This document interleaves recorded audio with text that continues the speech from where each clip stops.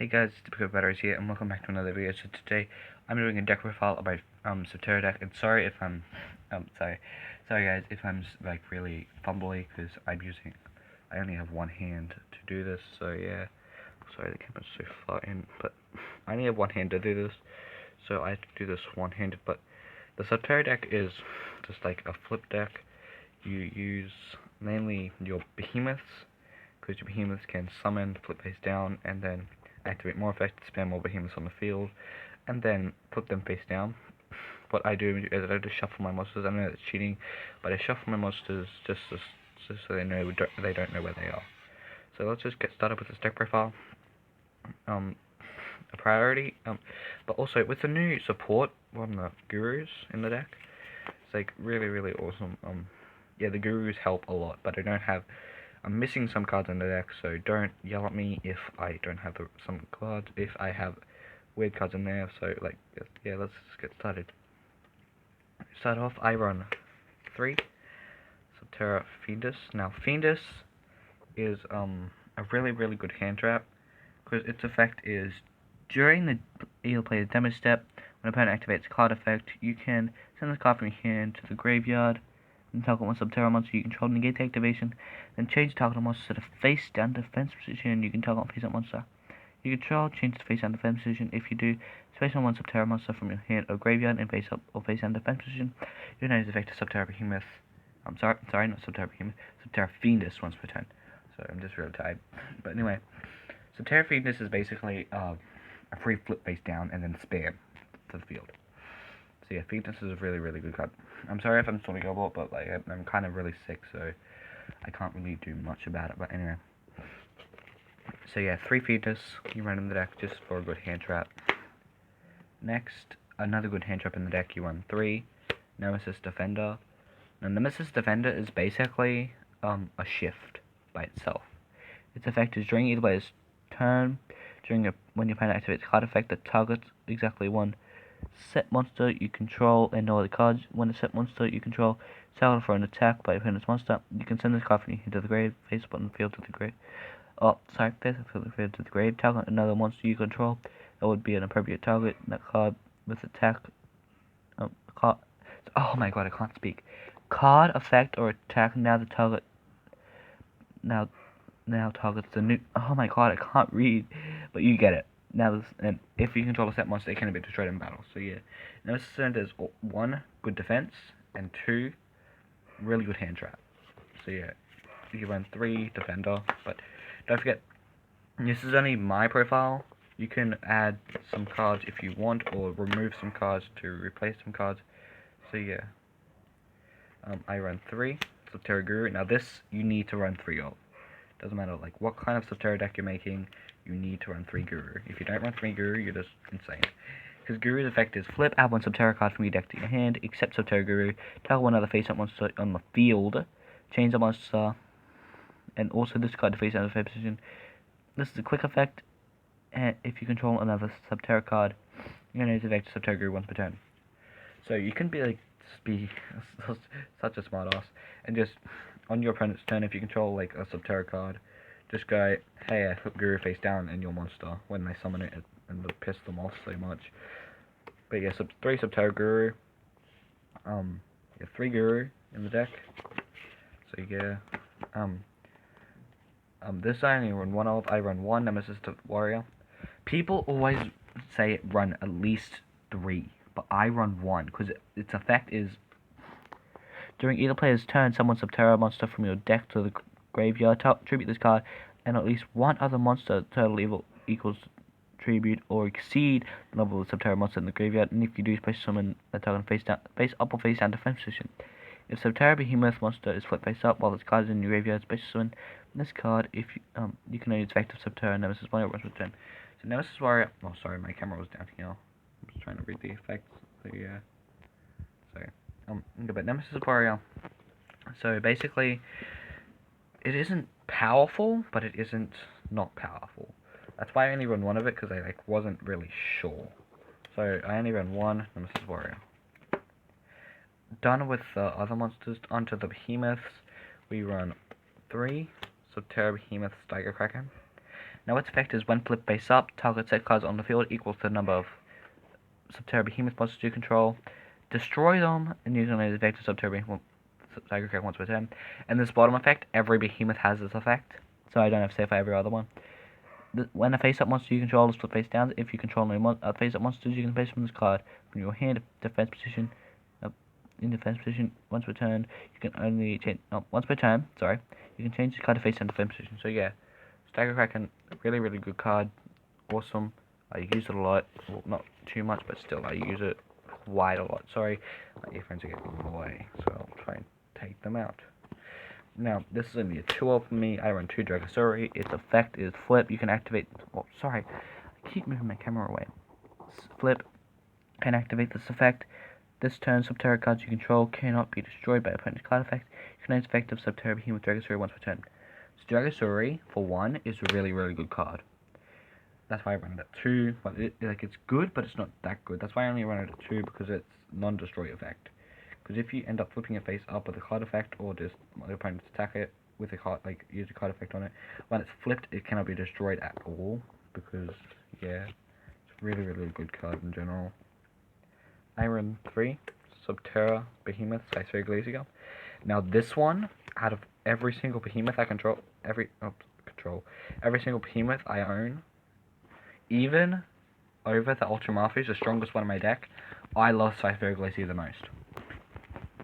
Because it not because of its effect, but because of its attack and defense. Because there's one card in this deck that allows you to combine the attack and defense, but we'll get into that later. So its effect is flip. You can send one card from your deck to the graveyard except Subterror Behemoth Size Glacier once per turn. You can use effect. Sorry. Yeah, you can use effect of Subterror once per turn. Yep. Okay. So yeah, Size Glacier just sends a card from your deck to grave. But that's good, because I run some Paleozoics in the deck, so you can just send them to the graveyard, ready for activation. So yeah, 3 Paleozoic Glaciers, or if you have your Flash in the field, then you have an idea of searching the grave. So that's a good search opener. But 2, Voltelleric. Voltelleric's effect is flip. You can target one monster your opponent controls, take control of it, until your next end phase. You can only affect a Subterror Behemoth Voltelleric once per turn. Now, Voltelleric is a really good card, because you can take control of one of your opponent's monsters for 2 of your turns. So yeah, it's really awesome. I use it quite a lot, just for the flip face down, just for like the attack boost with my Cave Clash.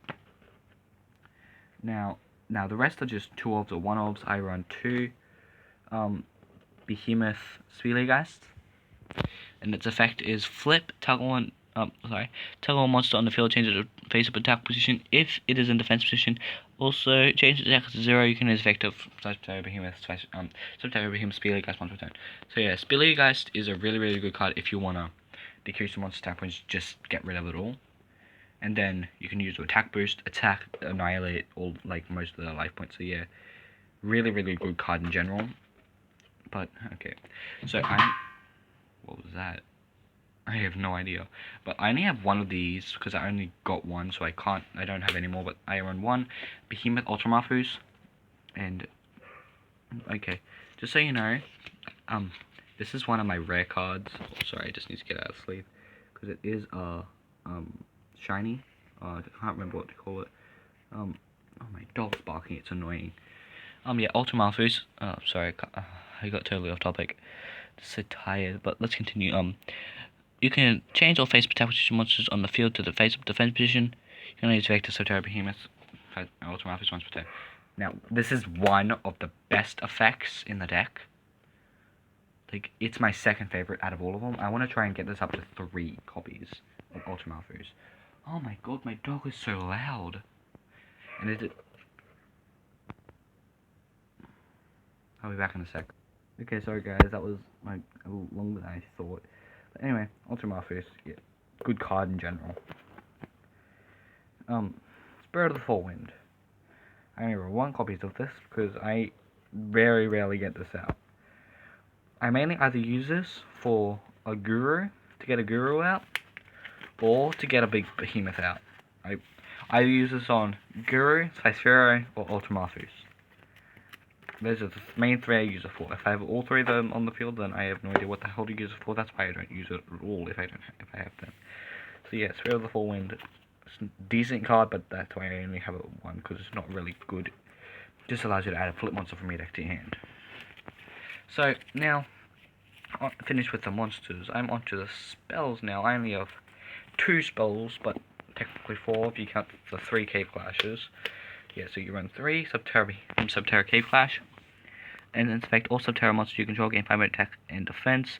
For each set monster on the field once per turn, when a Subterror monster you control inflicts battle damage to your opponent, you can target one Subterror card in your graveyard, except Subterror Cave Clash added to your hand. So, I'm just checking my time. Okay, good. So yeah, Cave Clash, really good card, especially if you deal damage. That's what I was saying with the Subterror. If you deal damage, you can just add a card from your graveyard to your hand, especially a Subterror one.